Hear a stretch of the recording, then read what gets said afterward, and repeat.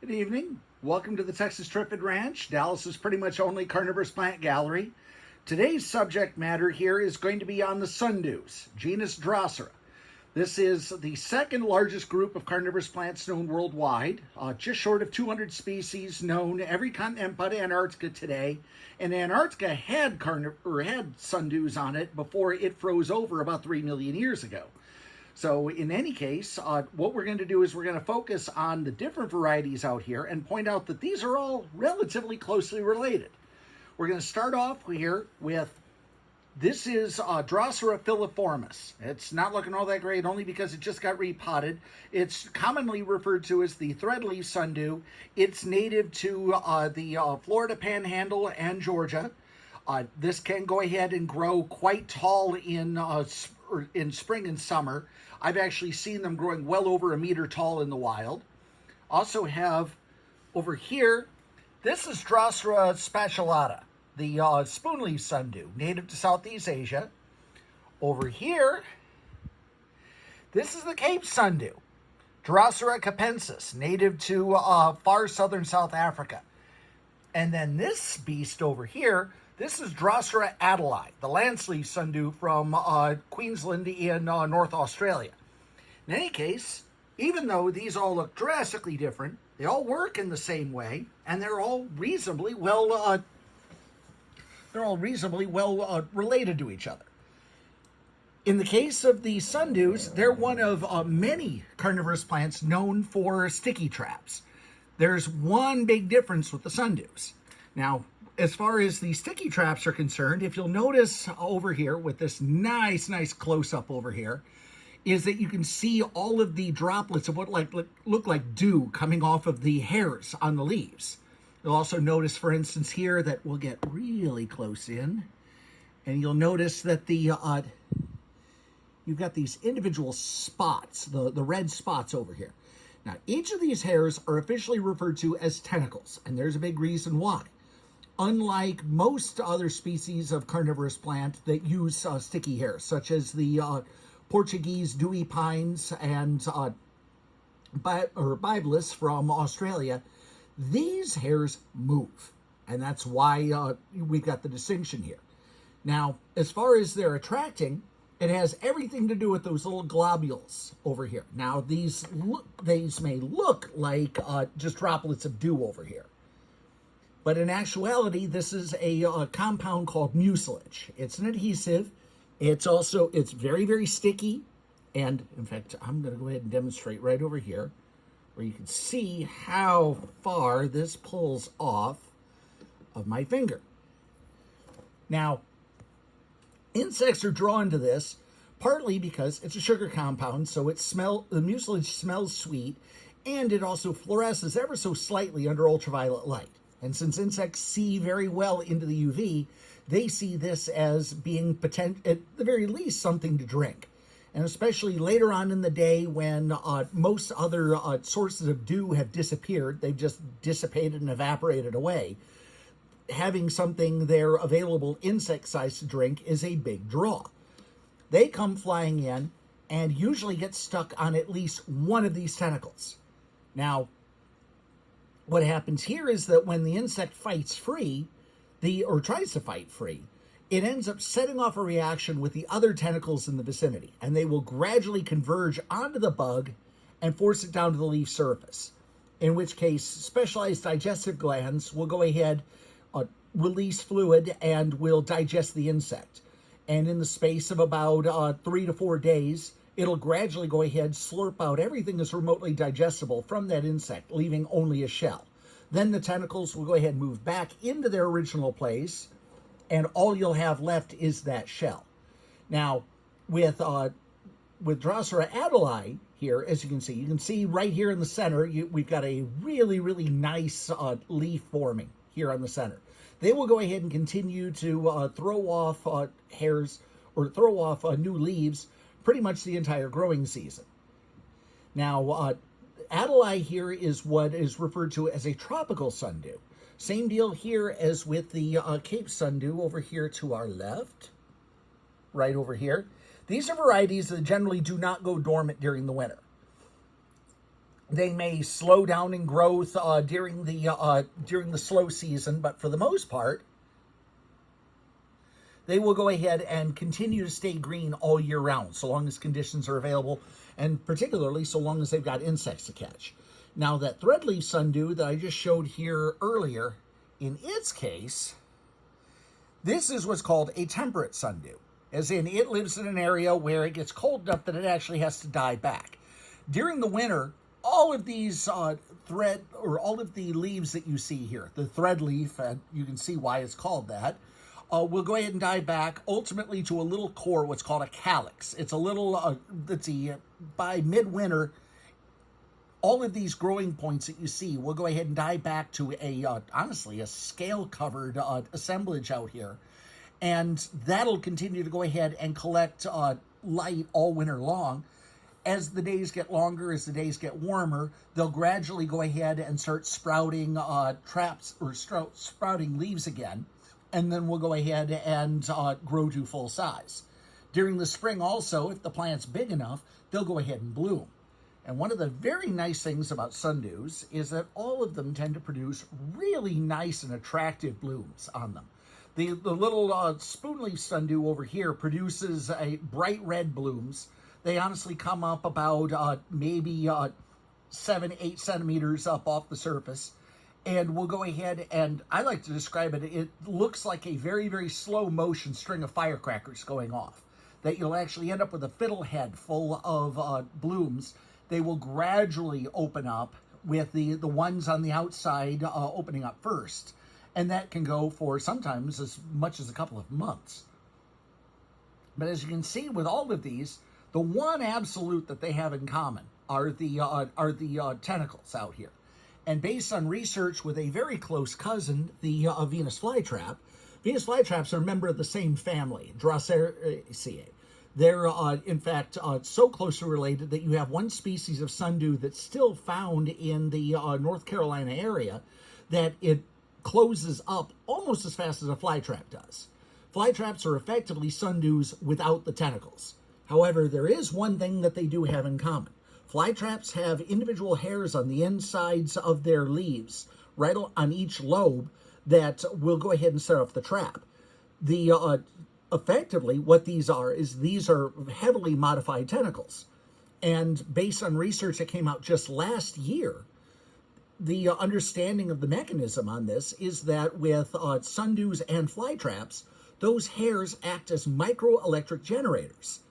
You can end up with movement on the individual tentacles, and with the Cape sundew that we just saw here earlier, the entire leaf will wrap around gradually, based on how hard the insect is fighting to get free, and will gradually go ahead and wrap around the insect. In fact, Cape sundews are generally referred to as drooling sundews, because if they catch, not only can they wrap around large prey, so let's see, at this size, large prey, admittedly, would be about the size of a mosquito all the way up to a small housefly. But the entire leaf will wrap around in the space of about an hour or so. And then this way, it's able to go ahead and maximize the amount of surface area that's exposed to the insect. Then it'll gradually open back up again, and all that'll be left is the indigestible portions of the insect. And those, in many cases, under most circumstances, they'll go ahead and wash off.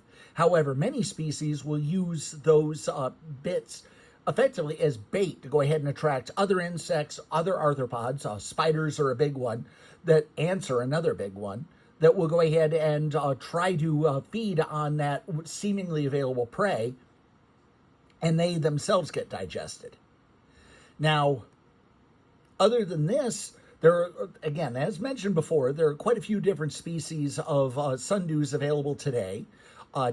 I don't have examples of some of the more interesting ones. All of these are plants that do very, very well in very high humidity environments. Hence why they're in glass containers or in enclosures like over here with the lanceleaf sundew. And there's one group native to Australia referred to as the Tuberous Sundews that are perfectly carnivorous during the rainy season. And then as things dry out, they gradually die back to a tuber. It honestly looks like a really ugly tomato that remains buried in the soil, waiting for the next monsoon season to come through. And the growth on all of these is honestly completely dependent both on how much prey they get and on the general conditions. You'll notice over here, right in the center, you'll see these smaller leaves growing underneath the adeli. Sundews not only reproduce by seeds, based on how well their flowers are pollinated, but they also sprout off of their roots, producing eventually new colonies. You treat a sundew right, you can end up with whole colonies coming on out here. The threadleaf sundew you saw before has 4 growing points on it. Probably it'll be 5 to 6 by the end of the summer, depending on how much light it gets and how much prey it's able to catch. And then with the Cape sundew over here, in the wild, these, and in captivity, these can go ahead and form big colonies. Sometimes Cape sundews can be almost invasive in terrarium environments. Now, with 3 of the species over here, they do very nicely in enclosures. The Cape sundew in particular prefers cooler environments than most. Both the Cape sundew and the lanceleaf sundews here both prefer keeping, little bit above room temperature. They don't handle high temperatures very well. The Cape sundews in particular have a tendency to burn off at their tips if the heat gets too intense and the light gets too intense. They also, all of them, really require high humidity. So that's part of the reason why, in this case, for instance, you'll see that I've got this Cape sundew here in this Erlenmeyer flask. That's so that it can go ahead and remain cool. Excess heat will go ahead and vent off the top. And at the same time, it manages to trap humidity on the inside. Now, same deal here is true for this. Normally, this entire enclosure is sealed up like so to go ahead and maximize humidity and go ahead and keep this and to keep it a little bit warmer, because they certainly don't mind. Now, the enclosure here for the big threadleaf over here, what I've found works best in Dallas is having something like a big jar, or having a big vase, having a very large globe, something that will allow it to go ahead and reach to a decent size. And the reason why you want to go ahead and have something like this is because they require fairly decent air circulation. They like high humidity, they like lots of direct light, and they also need a lot of air circulation. So going ahead and keeping them in a container like this, where excess heat can vent off the top, makes all the difference. And then with the little spoonleaf sundews, these are ones that are generally sold in the gallery as beginner plants, and with good reason. You can actually see over here on the right, you can see a new plant starting to come on in.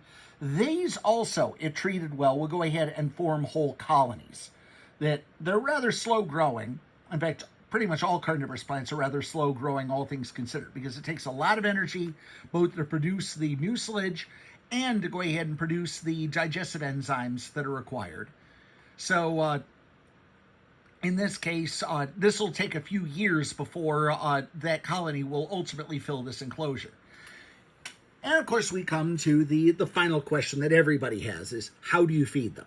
Well, the good news with sundews is that they tend to be rather enthusiastic. The first requirement is making certain that they get plenty of light. The best way to go ahead and tell if they're getting plenty of light is to look to see, is the plant producing mucilage on its leaves?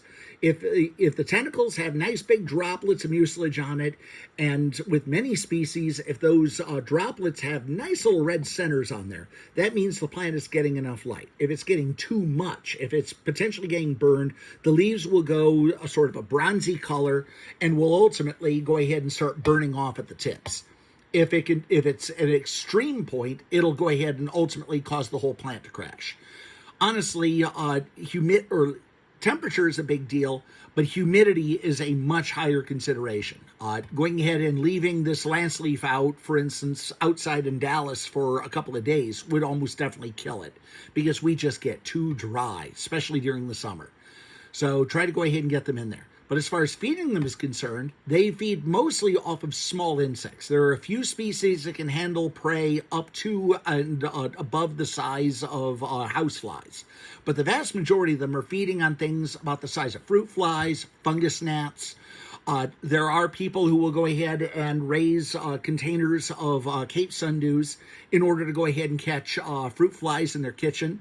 In this case, you go ahead and you set up an artificial light, very much like the one that's right here. I have a 100-watt equivalent LED bulb in it. It's running at about 1,800 lumens and about 14 watts right now. And you see how close this is to the Erlenmeyer flask. That's a perfect height. Something there where it's able to go ahead and get full light, but at the same time is not dealing with too much light and too much heat. If it turns out that it's getting a little bit too hot, you can go ahead and point a fan in the general vicinity, just enough to get air circulation through. But for the most part, keeping them inside under normal room temperature tends to work really, really nicely. And with the exception of the threadleaf sundew over here, all of these you want to keep below 50 Fahrenheit or 10 Celsius. I mean, come on, we're being civilized here. You want to go ahead, you don't want them to go below that temperature because they'll tend to go into shock and die. Now, the threadleaf can handle temperatures all the way to freezing and more often than not a bit below. So long as it's not exposed to heavy winds, it can actually handle temperatures well below freezing, at least for a few days. If you're really worried about it, that the temperatures are going to get really, really cold, go ahead and bring it in someplace where it's still able to go ahead and get full sun, but it's protected from the wind. Let's see, a back porch would work very nicely. They also tend to do very well in container gardens, but considering that in the wild, they could go ahead and face temperatures well below freezing all throughout December, January, and into February. Don't particularly worry about them unless you're looking at getting down to the negative numbers. And I mean that with Fahrenheit as well as Celsius. So in that case, go ahead and protect them. But otherwise, with the rest of these, go ahead and just make certain that they stay nice and warm. If you extend the photo period, if you set your light on a timer so that the days lengthen as days would outside, you'll start to see blooming in the spring. Now, with the lanceleaf sundew here, Peter D'Amato of California Carnivores points out that there are effectively two varieties out there, and they seem to spontaneously change. The vast majority of the blooms on Adelais tend to be red. However, there's a white variety that will show up from time to time. And as he points out, that he's picked up Adelais that had white blooms and that suddenly spontaneously would go red. Why that happens, nobody's quite sure. If anybody can figure out exactly what's going on, let me know, because I'd love to find the answer too. And definitely let Peter know, because, well, he was the one who brought it up in the first place. Well, in any case, thank you very much for the overview. If you have any further questions, please feel free to go ahead and visit the Trifid Ranch website at texastrifidranch.com. And I will see you later. Thank you.